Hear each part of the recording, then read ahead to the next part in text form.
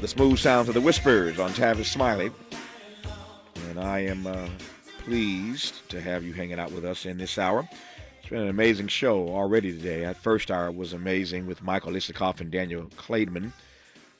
Their book is called Find Me the Votes, a hard-charging Georgia prosecutor, a rogue president, and the plot to steal an American election. Book could not be more timely given what the judge ruled on Friday in the Fonnie Willis case, that she can, in fact, move forward prosecuting Donald Trump and his allies in this election, in this effort, I should say, to steal the election in Georgia. She will move forward as prosecutor now that her former lover, Nathan Wade, has stepped aside. So the timing of this book, Find Me the Votes, could not be more propitious. We thank Michael and Daniel for that conversation in the first hour, and I'm still soaring from our conversation, our second hour with Father Michael Flager.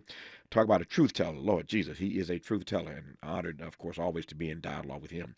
In this final hour, I've been looking forward to this conversation as well, a conversation about the legacy of Cheryl White, the first black female jockey. March, of course, is Women's History Month, and so all throughout this month, I mean, we do this all the time, but certainly in the month of March, we want to bring you as many stories as we can about women who've done some pretty amazing things, and many of them happen to be black. Go figure. So in this hour, the legacy of Cheryl White, again, the first black female jockey. The book is called The Jockey and Her Horse, and it details how Cheryl broke race and gender barriers back in 1971 when she was just 17 years old. I am pleased now to be joined by the book's co-author, Raymond White Jr. Raymond White Jr., how are you today, sir? I am very well today. How are you, my friend? Man, if I complained, I'd be an ingrate. I am doing remarkably well and delighted to be in dialogue with you. And Aubriana Johnson, how are you today? I'm doing well. I hope you are. I am doing well. As I said, nice to have you both on. It is pronounced Aubriana, correct? Yes, you got it. I want to make sure I got that right. I get called everything but Tavis sometimes, and so I want to make sure I get that. Yeah, I say all the time. I appreciate it. Yeah, I say just don't call me late for dinner. You can call me anything else, so it's all good. Let me start with this. I said to the audience before you came on, Aubriana, that you are what's called an authenticity reader. Before I get into the book, tell me what an authenticity reader does. Yeah, so as you said before, Cheryl White is a black woman, and the co-authors of the book, Sarah Maslin Neer and Raymond White Jr., neither one of them are black women. And so as a black woman, as a friend of Sarah's, and as an author myself, she invited me to read through the book and give my perspective on the authentic experiences that go along with the story that they have crafted about Cheryl, going down to the language of conversations about hair and good hair and, really wanting to make sure that the audience or the readers are able to connect with her in something that would have been true to her. Yeah. It's a fascinating role. And I thought about it in preparing for this conversation. I thought about the fact that we might be a whole lot better off historically if we had some black authenticity readers all throughout history don't get me started to get this story right. It might have been advantageous to have some authenticity readers down through history, but I digress on that for now. All right, Raymond, I want to spend this hour talking about the grand legacy of Cheryl White. So let me just pass the mic to you and ask you to tell me the story of Cheryl. And she starts to make history around 17, but let me go back a little further than that. Tell me about the backstory of her, where she grew up, about her young life before she ever gets on a horse. Tell me about Cheryl White. Well, we both grew up in Rome, Ohio, which is actually in Ashtabula County, Ohio. Famously known as the Snow Belt here. And we grew up there on a 400-acre horse farm, and our father was a trainer for over 60 years as a black man, a trainer. So we grew up, we knew nothing but horses. That was from as long as we can remember. We fed horses, we rode horses, we took care of horses, we cleaned stalls. And so growing up on a farm around horses was what we did. Our father used to be a jockey. And he, being a jockey to a trainer, and my sister was just, she was just drawn to it. You kind of brought into horse racing, and that's just what it was. You were a horse racing person, horse racing family, and we grew up doing that. So, but she decided she wanted to be a jockey around 15, 16 years old, and brought it up to our father. Yep. And he did not block her. Yeah. Tell me more about your father. I'm always fascinated. And again, when you know a little bit of history, and I know a little bit about this, I've been to the Kentucky Derby a few times, and on my occasion to go there, I wanted to learn more about what I was about to experience. And I was surprised, as many may be, to learn that there were a whole lot of black jockeys back in the day, whose stories we don't know, the stories have not as yet been told. So let me just ask you to pause for a second. When we come forward, I'm going to ask you to tell me a bit more, as you know, about all these black jockeys back in the day, number one. And number two, more expressly about your father and how he got in the lane of being a jockey himself.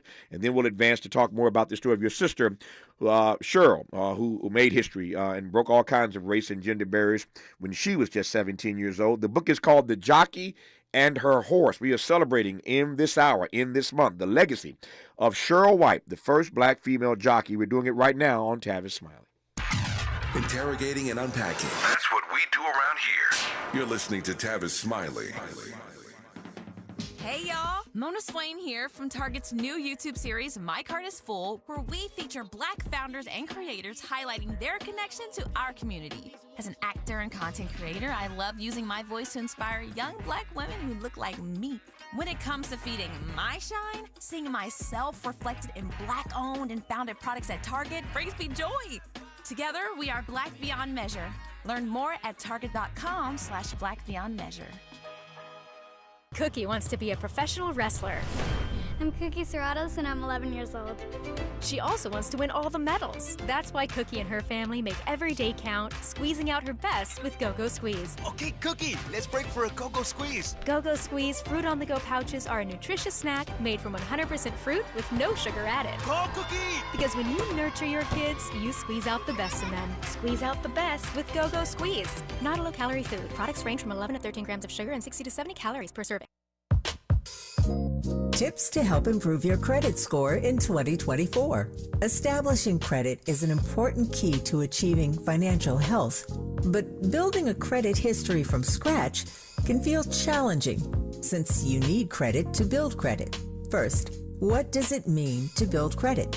All consumers have a score between 300 and 850. You want your score to be as high as possible as lenders look at your credit score to make loan and credit decisions. A good credit score shows you have a track record of borrowing money responsibly.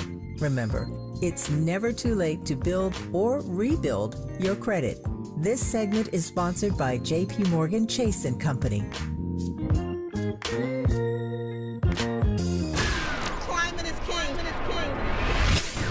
KBLA Talk 1580, we believe that caring for the community means caring about the climate. You might have heard that we announced a pretty bold 12-month, $2 million campaign to do 4 things. Increase climate literacy, turn up the volume on communities of color in the climate conversation, connect everyday people with the resources they need to survive and thrive, and highlight frontline climate justice crusaders of color throughout this year. KBLA Talk 1580 will be bringing you insightful interviews on all of our shows to help raise your climate IQ.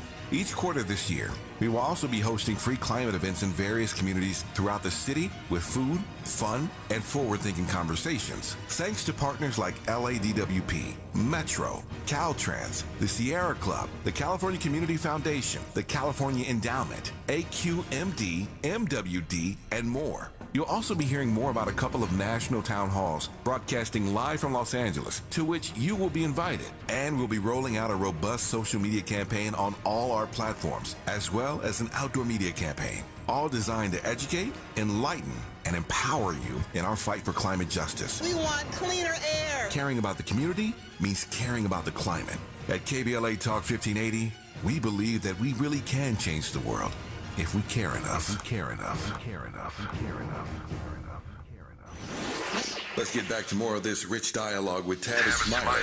Tavis Smiley and Raymond White Jr. and Brianna Johnson talking about the book The Jockey and Her Horse, which tells the story, the grand legacy, in fact, of the first black female jockey as we celebrate Women's History Month.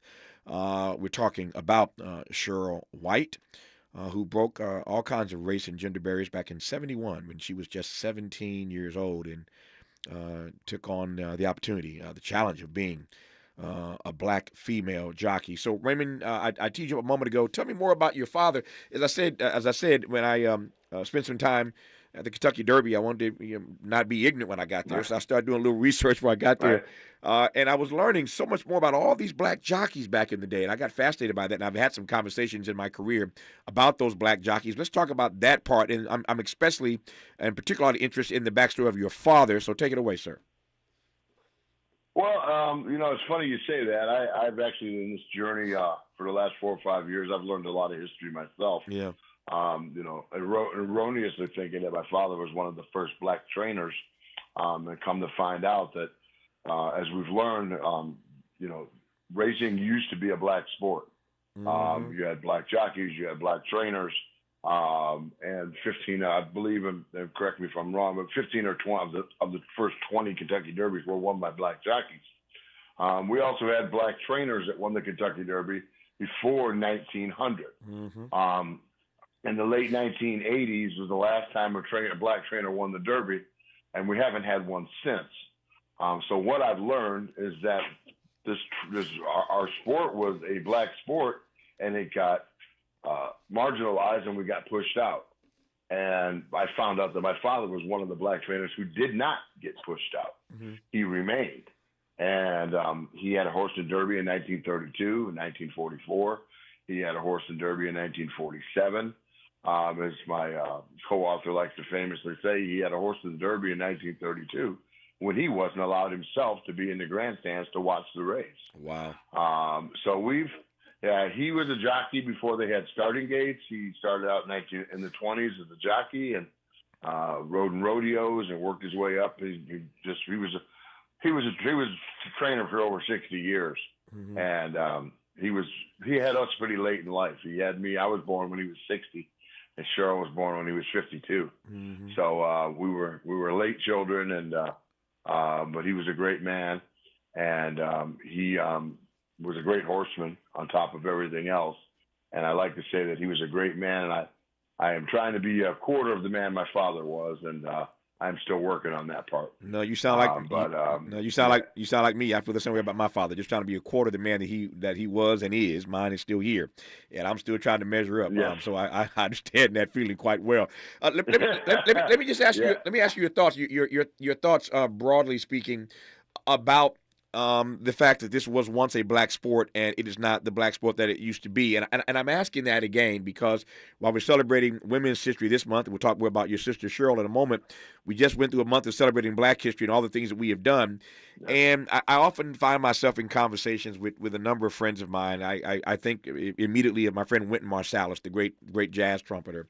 I call him Skane. Skane and I have been friends for more years than I can remember. And I've had many conversations with Wynton over the years. I say this publicly. I don't think Wynton would be upset with me. But I've had many conversations in our private dialogues about the chagrin that Wynton feels often when he looks out into audiences and sees audiences just full of white people. He loves his audience, don't get me wrong. Right. But he knows he's a son of New Orleans. He knows that we are the ones who created this music called jazz. And one could argue that jazz may very well be America's greatest export. We have exported jazz all around the globe. So here's something that black people created, and we have given it. We've gifted it to the world. And now it is not regarded in our community the way Wynton and I and others believe that it ought be. And I thought about Wynton while you were telling the story about horse racing. It started out as it's part of the black pastime in this country, and now, to your point, not since 1980 we've had a black jockey in the Kentucky Derby. What happened, and how do you read the fact that a sport that was so black is now not so black? That's a good question. It's one that we fight with and we think about. And my son and I, Raymond White III, who's my right hand, right, in everything that we do in this journey and our building everything that we've built. Our goal and our thought, and we'd love to be able to return racing to that grandeur. We'd love to be able to get, for lack of a better term, to return it to, black folks need to be back involved in horse racing. Right. And how do we do that? How do we reach the youth? How do we get them interested? I ran into some some children over the weekend that some of them didn't even know what a jockey was. So that was kind of shocking to me. So, but we've just kind of, it's just kind of funny how we don't know the answer yet. How do we return it? How do we get us back involved? I have a little bit of an insight on that. Sure. Ariana, hold that thought 1 second. I want to hear that insight. I was just about to come to you just a second. But I want to just add this before Ariana speaks, that it is expensive. It is not a cheap sport. I mean, you got a football. You can play football in the street. You got a baseball and a bat and a glove. You can play. And again, none of these things are cheap. The price of everything is higher than it used to be. But being in horse racing is very expensive. I don't mean just those gambling either. I know we gamble on horse racing, and that can be expensive. But it's an expensive sport, and so that may be one of the reasons why it ain't as black as it used to be. I digress on that. Aubriana, you wanted to add? Go ahead. Yeah, I think one of the biggest things happening right now is the narrative around what it means to be involved with horses and horse sports. I often say that what we get right now is the middle. That's what you speak of, like black people don't do animals, black people don't do horses. This industry is not for us, and those are the stories that are being echoed to the youth now. And with the jockey and her horse, and all of the other stories that are coming out now about what we did as originators. Those are the stories that we have to make sure are louder than the lack that has been communicated before. And getting youth into horses now, we have to start at the beginning. We can't start in the middle of the story. They are only able to see as much of the possibility that we communicate to them. So making sure that these stories get out here and we solidify the fact that we have been doing this. This is a return. This is not a discovery. Our ancestors were doing these things, and you have that possibility or that capability within you. There is opportunity here if that is something that you are truly passionate about. I think that's one of the biggest steps as far as getting the next generation into horses, into Western culture, into agriculture, all of those different sectors. I should mention, I was going to do this later, but now's a good time to mention it. We'll come to it later in this conversation. But so Aubriana is the authenticity reader on this particular book, The Jockey and Her Horse. We're going to get to Cheryl's story more directly here in just a second. But she's not just an authenticity reader. She's a writer herself. There's a series of books that she's behind called Cowgirl Cameron. Cowgirl Cameron is a series of books. We'll talk about that, so she knows something of which she speaks, and that's why she jumped in that conversation, and I'm glad she did, as we were talking about black folk in the sport of horse racing. So now, Raymond, let me come to you and ask you to tell me more expressly the story of your sister Cheryl and how she became the first black female jockey. Take the story, sir. My sister was... we like to think that someday that my sister decided I was the jockey my father wanted, but Cheryl was the jockey he ended up ultimately getting. And she knew back then that the dad wanted his son to be a jockey. But she just decided that she wanted to ride, and our father was against it. He was born in 1903. He was from the old school. He did not believe women should be jockeys. And he pushed back a little bit. He really didn't want her to become a jockey. However, part of his greatness as a man was to not let his bias stand in the way of his daughter pursuing her dream. And he decided to help her pursue that dream. And along that journey, he found out that she was a pretty good, doggone good talent. Yeah. And so she had aspired to be a math teacher at one point, but she wanted to be a jockey. And we found out through that our mother was behind the pre-press. Cheryl had 6 months of pre-press before she ever rode her first race. There were stories about her, black girl wants to be first black female jockey, black girl going after her jockey's license.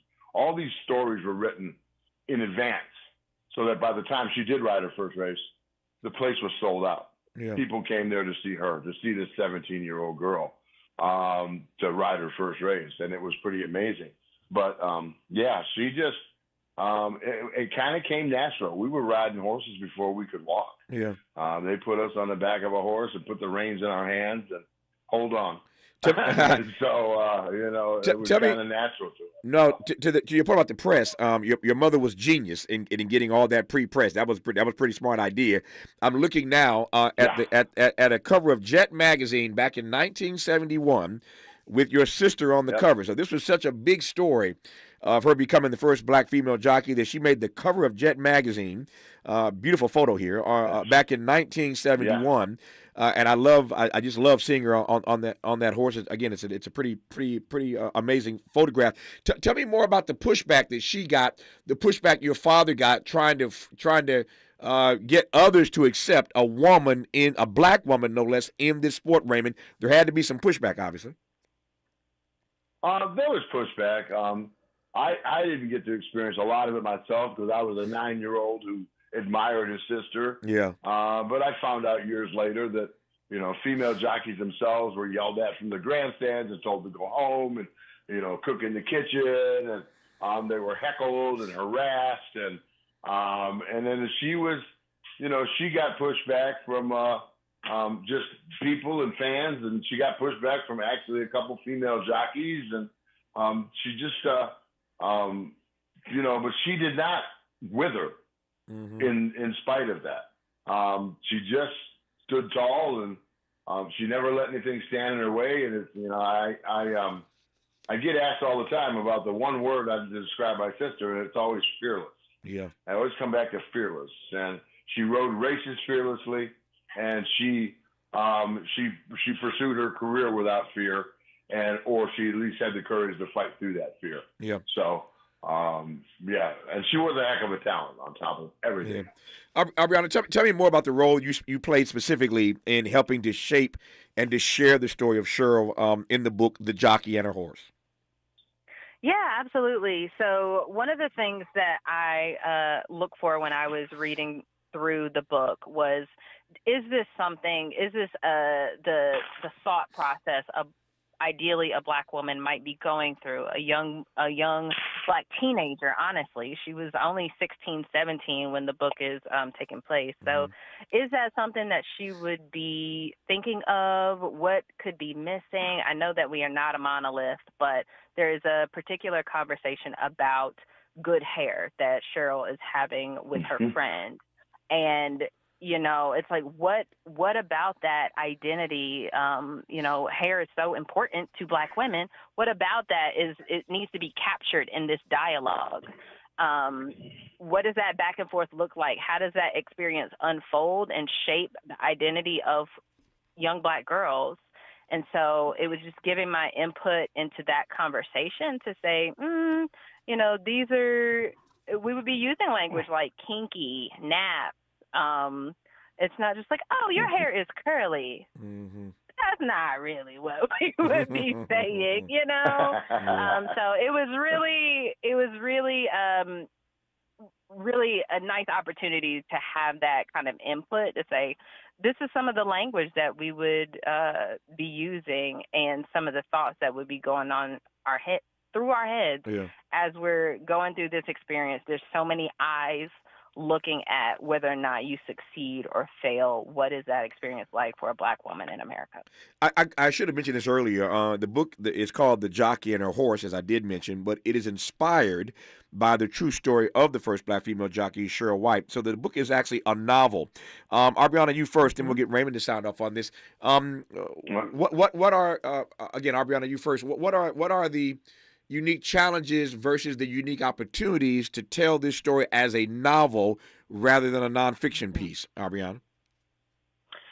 So one of the challenges I believe that I have been in conversation with Sarah about is it is for young adults, right? It reads well as an adult, I still enjoyed it, but there still has to be that character arc, that story, that dialogue, that no one else was there but Cheryl for some of those situations, right? So there still had to be a crafting of a character. that would be representative of something that Cheryl would have gone through or an experience that she would have had. And so because we don't have her here to give a step-by-step, yes, this happened, no, this did not happen, Raymond was there for much of it, but Cheryl's not here to validate every single detail. So there still is that element of fiction, of crafting a story that is captivating to a reader, but still is a very good representation of what she may have experienced. I think that's the challenge and the opportunity. It is crafted quite nicely. It's a novel. It's called The Jockey and Her Horse, inspired by the true story of the first black female jockey, Cheryl White. We will continue our conversation with her brother, Raymond White Jr., and the book's authenticity reader, Arbiana Johnson, when we come forward on Tavis Smiley. For all the freedom-loving folk, this is Tavis Smiley. I feel like freedom. Paid for by government.com. Did you know the United States Mint has issued a new Morgan silver dollar coin in proof condition for the first time? Not only that, they are also minted in 99.9% pure silver for the first time ever in history. Coin experts are calling this an amazing opportunity for anyone that knows the enduring popularity of Morgans. But you must hurry. Only 400,000 of these legal tender silver dollars were issued. These first ever Morgan silver dollars are brand new with stunning mirror-like finish, minted by the iconic San Francisco Mint. Call now and you're guaranteed a new first ever 99.9% pure silver proof Morgan dollar. To learn more, call 1-800-973-9717. If you order now, you will receive a free coin collector bonus pack, a $25 value, free with every order. Call 1-800-973-9717 now to secure your new Morgan silver dollars before they are gone. That's 1-800-973-9717. I'm Mike Moore. Now here's the latest from the Black Information Network. The man accused of killing 3 family members in Pennsylvania is in custody in New Jersey following an hours-long police standoff in Trenton Saturday. Cops say Andre Gordon, who is African-American, gunned down his 13-year-old sister, stepmom, and the mother of his 2 children with an AR-15 style assault rifle at 2 different locations in Levittown, Pennsylvania. The head of United Airlines is trying to reassure customers after a number of recent incidents has raised concerns about safety. In a letter sent to customers Monday, CEO Scott Kirby said the company is reviewing each case to help inform the airline's safety training and procedures. Friday, a United-operated Boeing plane was found to be missing an external panel when it landed in Oregon. And that's the latest. I'm Mike Moore from your 24/7 news source, the Black Information Network and BINnews.com. Compassion sponsorship means food, healthcare, education, and more for a child in poverty. And there are thousands of kids who've been waiting over a year and their wait. Sponsor a child with compassion today. Text the word radio to 83393. Is this the time? This is the KBLA Sports Minute with Ray Richardson. Congratulations to the USC women's basketball team. USC is one of 4 number 1 seeds in the NCAA women's tournament. The Trojans, number 1 in Region 3, are a top seed for the first time since 1986. Their first round matchup is Friday at home against Texas A&M Corpus Christi. UCLA's women's team is the number 2 seed in Region 2. The Bruins open up at home Friday against California Baptist. 2 HBCU schools are in the women's tournament: MEAC champion Norfolk State and SWAC champion Jackson State. Norfolk State plays Stanford. Jackson State takes on UConn. There are also 2 HBCU schools in the NCAA men's tournament. MEAC champion Howard will play Wagner in a play-in game Tuesday in Dayton, Ohio. Grambling is in the NCAA tournament for the first time in school history. The SWAC champs face Montana State on Wednesday. No debates, no speculation, just the info you need. That's your KBLA Sports Minute. I'm Ray Richardson on KBLA Talk 1580. Starting Monday, March 18th, it's Tavis Smiley on the 9s. You can catch Tavis at 9 a.m. or 9 p.m. Whatever works for you. It's Tavis Smiley on the 9s. Weekdays on KBLA Talk 1580. We've got a lot to talk about. Race, culture wars, political turf battles, criminal justice and injustice, the courts. These are the conversations you won't hear elsewhere. My guests are leading journalists, celebrities, and sports figures, elected leaders, and influencers. They aren't afraid to get into it and say the quiet part out loud. With Ariva Martin in real time, your commute just became the most engaging part of your day. Tune in weekdays from 4 p.m. to 6 p.m. or find us on YouTube. Ariva Martin in real time, when you want it straight, no chaser. Unapologetically progressive. KBLA Talk 1580. We've got your black. If you say you care about the community, you have to also care about the climate. We're KBLA Talk 1580, and we've got your black. Pizza's here. Oh, great. I'd love some, but I'm worried about my stomach issues. If you're worried about having diarrhea, gas, bloating, stomach pain, or loose, oily stools, it may not just be stomach issues. It could be a condition called exocrine pancreatic insufficiency, or EPI. With EPI, the pancreas doesn't release enough enzymes to break down food, but EPI is manageable. Use the symptom checker on identifyepi.com and talk to your doctor. That's identifyepi.com.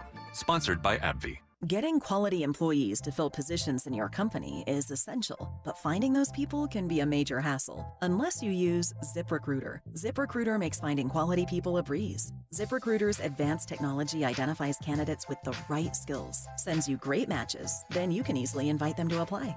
4 out of 5 employers who post on ZipRecruiter get a quality candidate within the first day. See for yourself.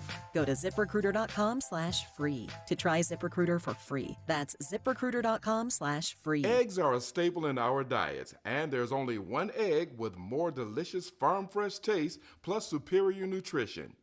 Eggland's Best. With more vitamins, including 6 times more vitamin D and 10 times more vitamin E, plus 25% less saturated fat than ordinary eggs. Available in so many delicious varieties. Classic, cage-free, and organic. Eggland's Best. Better taste, better nutrition, better eggs. My ride smells just right, just right, just right, just right. Y'all gotta try that Febreze car. Just right, just right, just right, yeah. La la la la la. With up to 40 days of consistency, on low Febreze car clips right on your vent. You know my car's my happy place. Keep that smile on my face. When it smells just right, just right, just right, yeah. Breathe happy Febreze. La la la la. eBay Motors is here for the ride. Go ahead, feel your engine.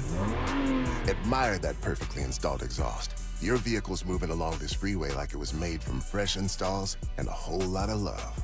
With eBay Motors, you get over 122 million parts to keep it running. And with eBay Guaranteed Fit, they'll be the perfect fit every time. Plus, at these prices, well, we're burning rubber, not cash. Keep your ride or die alive at ebaymotors.com. Eligible items only. Exclusions apply. Sounds different, huh? This is Tavis Smiley. Tavis Smiley, along with Raymond White Jr. and Aubriana Johnson, who are respectively the co-author and the authenticity reader of this new novel called The Jockey and Her Horse, inspired by the true story of the first black female jockey, whose name was Cheryl White. Cheryl White was the sister of Raymond White Jr., the co-author, again, of the book, The Jockey and Her Horse. Raymond, I'm watching my time here. Tell me about that first race that Cheryl had and a bit more about her career as the first black female jockey. Well, that first race was quite an event. As I mentioned earlier about, and we go through that in The Jockey and Her Horse. Sure. We kind of try to lay that out. But all the pre-press that she had before she rode her first race resulted in a massive, massive audience coming to witness that first race. Thistledown Racetrack in Cleveland, Ohio, the largest attendance they have is for Ohio Derby Day. Well, this looked like Ohio Derby Day on steroids. It was amazing how many people were there. And she never flinched. And the reporters were so deep that when they were in the paddock saddling the horse, you couldn't see the horse. They were 6 or 7 feet deep with their cameras and their boom mics. And me as the little brother, everywhere I went, somebody was sticking a microphone in my face and just asking me about my sister. And we, when they came out for the post parade and they announced each horse and each jockey, when they got to Cheryl and they announced her name, the grandstands erupted. I mean, it was just a wave of noise and cheering. And it spooked one of the horses in the post parade, which it stood up and flipped over, and the horse was okay, but it could not run the race that day. So it was quite a spectacle. So, and she was a household name. Yeah. Back in 1971, everybody knew Cheryl White by name back then. Yeah. Tell me more about her career beyond that first race. Beyond that first race, she started riding here at East and rode for our father. Won her first race a couple months later at Waterford Park on Jedalera, who's actually the horse in the Jockey and her horse. Yep.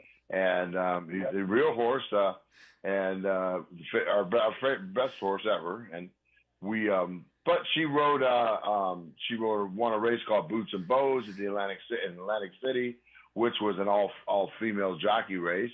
And she decided to go out west because she wasn't getting quite the mounts that she wanted here in the East starting out. The pushback from being a female and a black female, she thought she would have a better luck going out in California, and she rode out there for many, many years. She went out there, and she kind of only came back here especially to ride for our father on, one day he'd fly her in to ride. Yeah. But she was quite successful out there. She rode all kinds of horses. She rode Appaloosas, thoroughbreds, quarter horses. She started out trying to ride at Santa Anita, but wasn't getting really good mounts, really good horses to ride. A jockey's only as good as the horse underneath him. Sure. And so somebody steered her to the fair circuit, the LA County Fair, Pomona, up north with, from the Fresno Fair to Vallejo, and she found success. She started getting live mounts. She started getting good horses. She started winning races. And she actually was the leading Appaloosa rider for 4 or 5 years in a row. She's in the Appaloosa Hall of Fame. Mm-hmm. She was also back here when she started her career. She was the first female. She was the first female jockey to win 2 races in the same day in two different states. She was also the first female jockey to win 5 races in a day. She did that at the big Fresno Fair up north. So she was quite a talent. And like I said this weekend at an event I spoke at, she finished last in her first race, but she finished first in her last race. So she actually won her last race at Los Alamitos. Yeah. She won her last race, and as she crosses the finish line, she stands up and does a fist pump winning her first. So she kind of went out like the baseball player who hits a home run in their last at bat. No. So she was a talent. She was an absolute gifted rider. No, it's a great story that she came in last place in her first race, but first place in her last race. That's the way you close the show, as we say. It's funny. You said a moment ago, and I started laughing to myself. You said a moment ago that a jockey is only as good as his or her horse.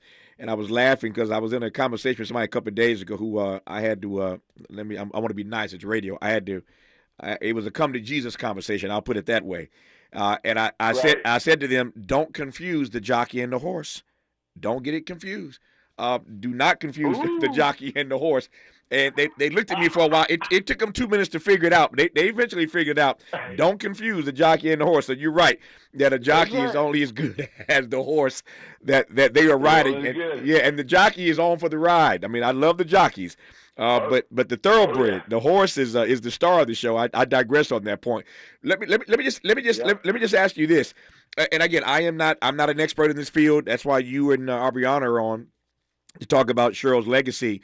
But these horses are so much bigger, so much stronger than any of the jockeys who ride them, much less a young black female. Talk to me about how a young black female of her size rides, controls. I mean, you see what I'm getting at. How do you do this successfully when you're a woman? It's a combination. It is the one sport that men and women can compete against each other equally. Mm-hmm. A horse is, a horse is you communicate as a jockey. You communicate with your hands. Mm-hmm. You communicate through your hands, and it's also about confidence. Horses know, I like to famously say, horses know if you can ride or not. Mm-hmm. When you get on a racehorse, they know if you know what you're doing. Yeah. If you can't ride and you get on a racehorse, the horse is going to be like, "Yep, all right, I'm ready to take advantage of you now." But it's a confidence thing. You really You really communicate with your hands. As my dad used to tell us, you can't outpull a 1,200-pound animal. Exactly. So you're not gonna out-muscle a horse. Yeah. It's finesse.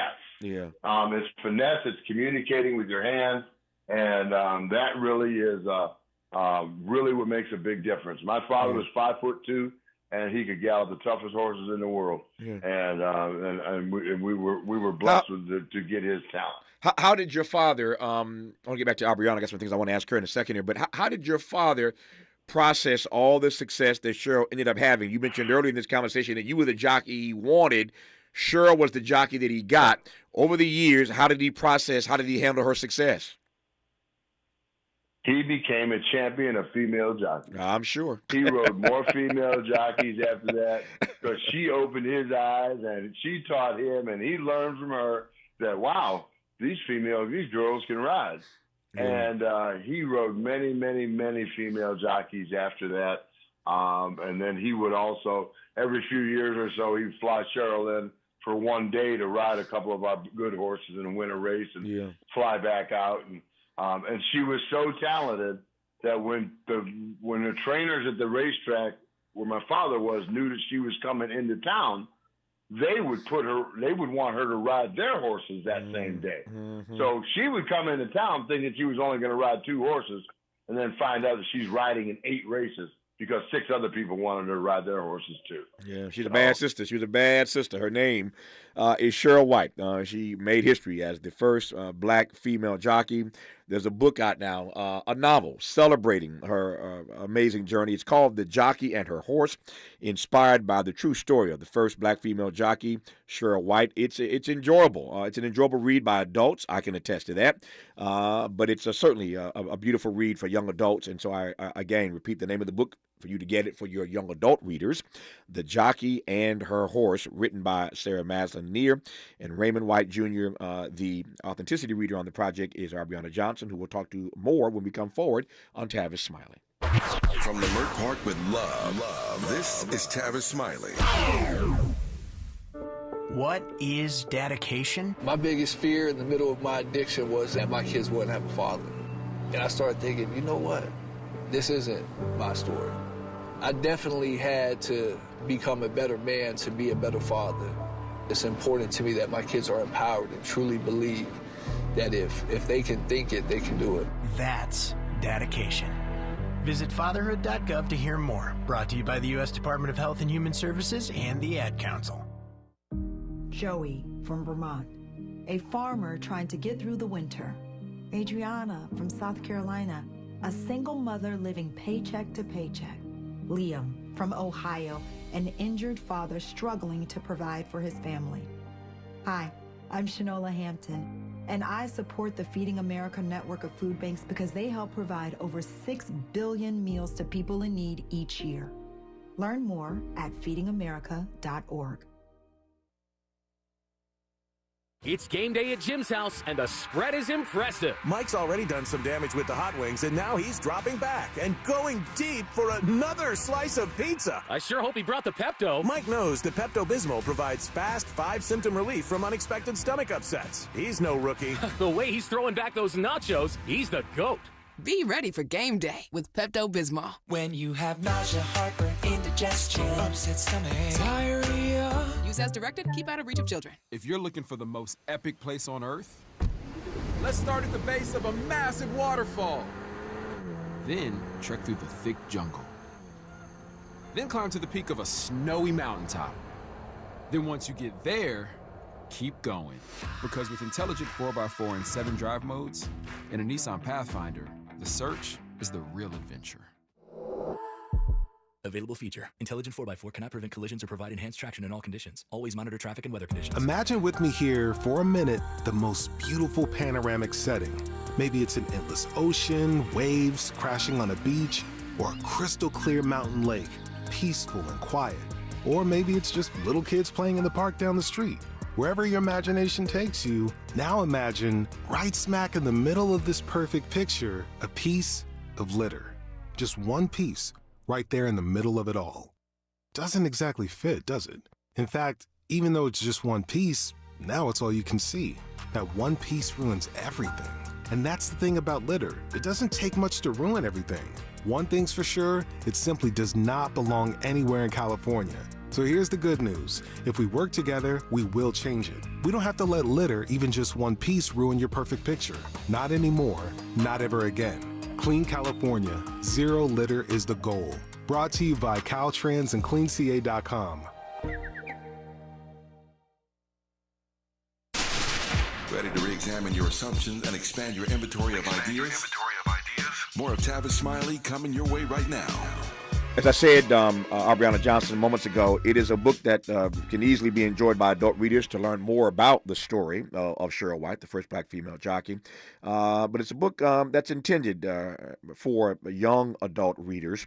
Tell me what you think the connection points are. You mentioned earlier there is this narrative that black folk don't do animals. That's not completely true.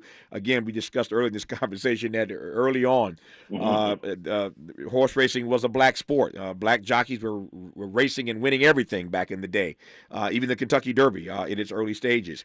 And so it's not that way these days. But for African-American readers in particular, young readers, young adult readers, what are the connection points in the book, Aubriana? I think some of the connection points in The Jockey and Her Horse are really the experience about needing to excel in multiple places. In the book, Cheryl is going to, I'm going to get the name wrong, but it's some sort of like game show, quiz, bowl type situation. And she is having to excel in her academics as well as this passion and sport that she wants to take a part of, that her dad is literally the GOAT of. So she has to balance those and has to choose sometimes between which one she's going to participate in. And so, I mean, I know, as you know, that is something that a lot of black youth have to go through as far as being athletes as well as academics and really wanting to perform very well in both places. Yeah. There's a reason they call them student athletes. That's why we call them student athletes. I digress on that point. Tell me a bit more, Aubriana, about your Cowgirl Cameron series of books. Absolutely. In 2018, 2019, I found that a lot of the children's books around black cowboys, the black Western culture, it was through the lens of trauma, through slavery, even talking about Bill Pickett and Stagecoach Mary. There's some really tough stories. Yeah. And so as I was asked to share those stories with the elementary schools and preschools that are here in North Carolina, I was having to make up my own stories to make it palatable for the kids that were there. And so I said, you know what? I can actually create my own stories because my background is actually in veterinary medicine. I have had so many just hilarious situations with animals that deserve to be told through story and through illustration. And black people can have these experiences with animals and this culture that is not through the lens of slavery, trauma, or struggle. And that is what Cowgirl Cameron brings. And she's able to do that in a way that really speaks to the social and emotional learning of kids in today's generation. Her name is Aubriana Johnson. She's the authenticity reader on the book The Jockey and Her Horse, about the first black female jockey, Cheryl White, that we've been discussing in this hour. But she has her own series of books as a woman of color. And once again, it's called Cowgirl Cameron. And it's a series of books. I want to weave that into this conversation as well, since we're celebrating black women all this month on Tavis Smiley. Unapologetically progressive. Unapologetically black. You're tapped into Tavis Smiley. If you're like me, 60 and retired, making ends meet, especially here at the supermarket and drugstore, is tough. I'm so blessed to have found benefitscheckup.org. It's a free and confidential website from the National Council on Aging that connected me to $1,200 a year in programs that help pay for food, medicine, utilities, and more. Maybe it can help you. benefitscheckup.org. My daughter was diagnosed with a rare malignant rhabdoid tumor on the spine. They sent her straight to St. Jude. my hope was gone. But when you get there, everyone's like, hey, we're not going to give up. And when you see other people not giving up on your child, that makes all the difference in the world. When I found out I didn't have to pay, I was just grateful they saved my baby's life. Finding cures, saving children. Learn more at stjude.org.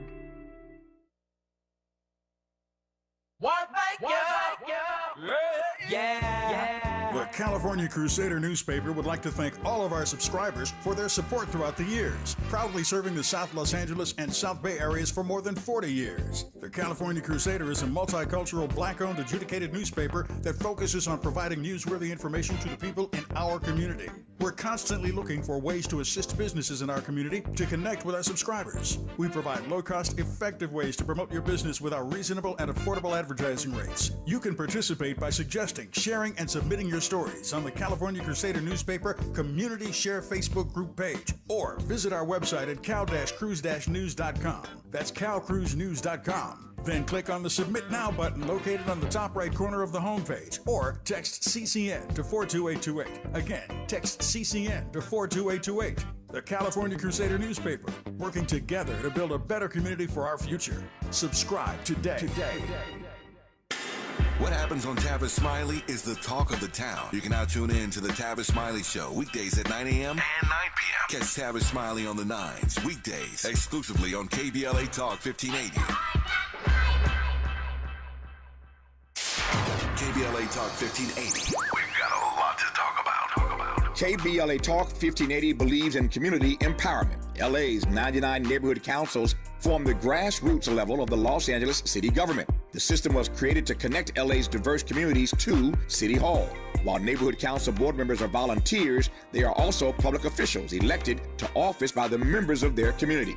Neighborhood councils advocate on issues like homelessness, housing, land use, emergency preparedness, public safety, parks, transportation, and sustainability. They also provide local expertise on the delivery of city services to their various communities. Neighborhood councils are open to participation by anyone who is a part of the fabric of daily life in said community. This includes those who live, work, or own property or a business. If you are interested in stepping up to join your local neighborhood council, visit www.empowerla.org. That's empowerla.org. It's time to think globally, but act locally. This is a community call to action from KBLA Talk 1580.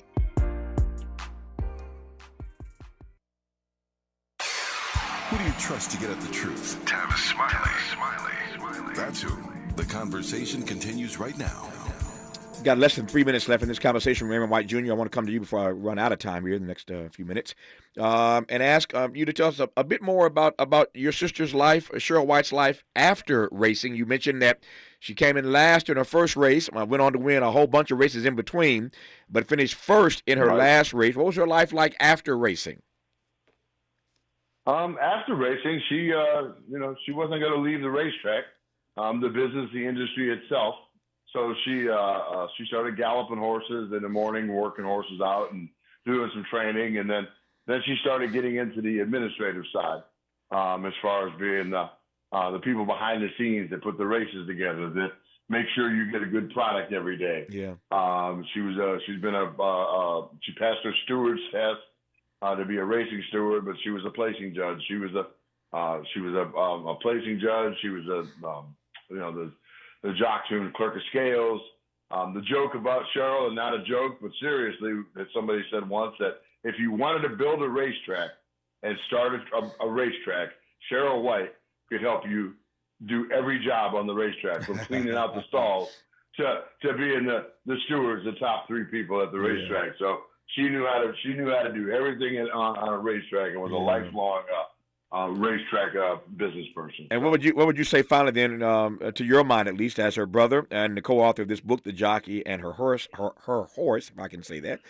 What is her legacy? What is her legacy, Raymond, as the first black female jockey? Her legacy is to inspire others to become, to inspire others to have her name not disappear from history. That's why we've done this. To really have her place in history, because she had been forgotten. Yeah. And we want to inspire people, children of color, to know that they can do whatever they want. They can aspire to be politicians or astronauts, or if they want to be jockeys, they can be jockeys if they're the right size. Yeah. They can aspire to that. So we're trying to create a Cheryl White scholarship. We have a new program called the Cheryl White Project, which is our nonprofit. Right. And we've just started the jockey and her horse is. We really want everybody to get their hands on this and their kids to read it and read it again and read it again. I should mention before I let you guys go right quick here, I'm out of time, that the book has been optioned for those of you who follow these stories in Hollywood, and I do. It's been optioned for a couple different movies already. There's also a toy, and the book is being given away to children in the East End of Lexington, Kentucky, the home, the historic home, of course, of all these black jockeys we discussed earlier. So they're doing a lot of good work with this book, The Jockey and Her Horse, inspired by the true story of the first black female jockey, Cheryl White. When you see it in movie form, remember you heard it first on Tavis Smiley. Raymond White Jr., good to have you on the program. Congrats on the book, my friend. All the best to you. Thank you. And Aubriana Johnson, thank you for being there to make sure they got the story right. We appreciate you and celebrate your Cowgirl Cameron series of books as well. So thank you for your time also. Thank you. Thank you. That's our show for today. Back here tomorrow, Lord willing, to do it all over again. Until then, thanks for tuning in to Tavis Smiley. Glad about that. And as always, keep the faith.